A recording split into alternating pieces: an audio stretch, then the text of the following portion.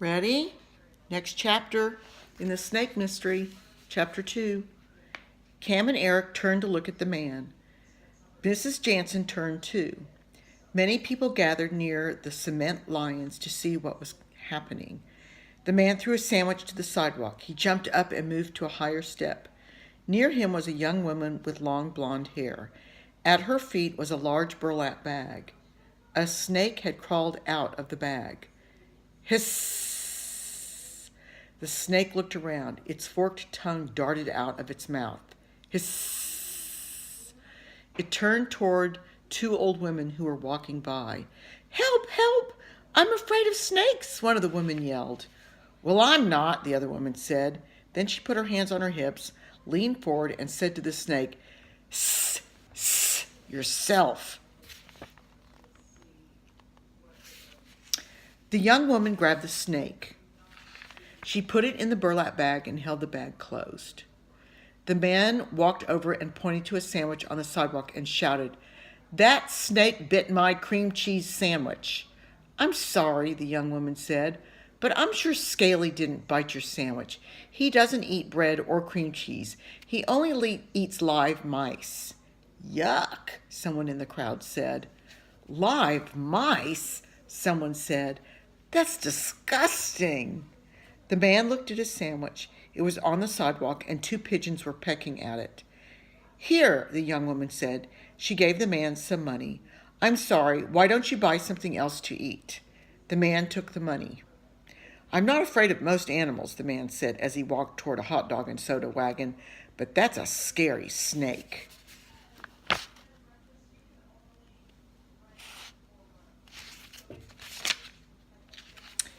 People who had gathered to watch started to walk away.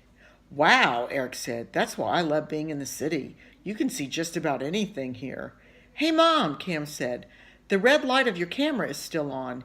You're still filming." Mrs. Jansen pressed a button. The red light went off.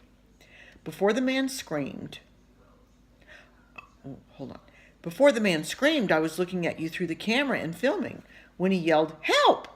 I turned and looked through the camera at him and the snake. Mrs. Jansen put the camera back in the yellow canvas bag. She sat with Cam and Eric while they ate lunch. She sat with Cam and Eric. While they ate lunch, Eric kept watching the young woman and the burlap bag. Eric said, "Maybe Scaly will sneak out again." Scaly didn't. Cam, Eric, and Mrs. Jansen finished eating. Then Cam threw the sandwich wrappers and the empty juice containers in the nearby trash basket. Mrs. Jansen put the canvas bag on her shoulder. "Now let's go to the museum," she said. "I love museums," Eric said as they got up.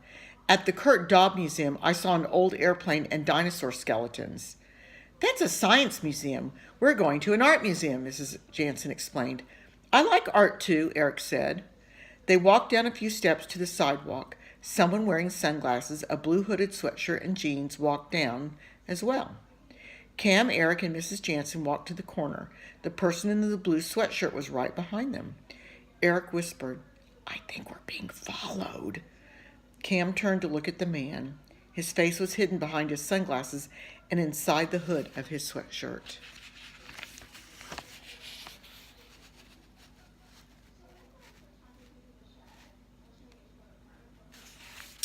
The traffic light was red. The "Don't Walk" sign was on.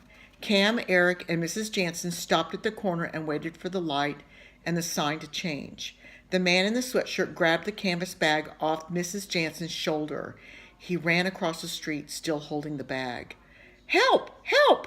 I've been robbed!" Mrs. Jansen shouted. All right. Wonder what's going to happen. So enjoy, and I'll read chapter 3 tomorrow. Bye. Love you.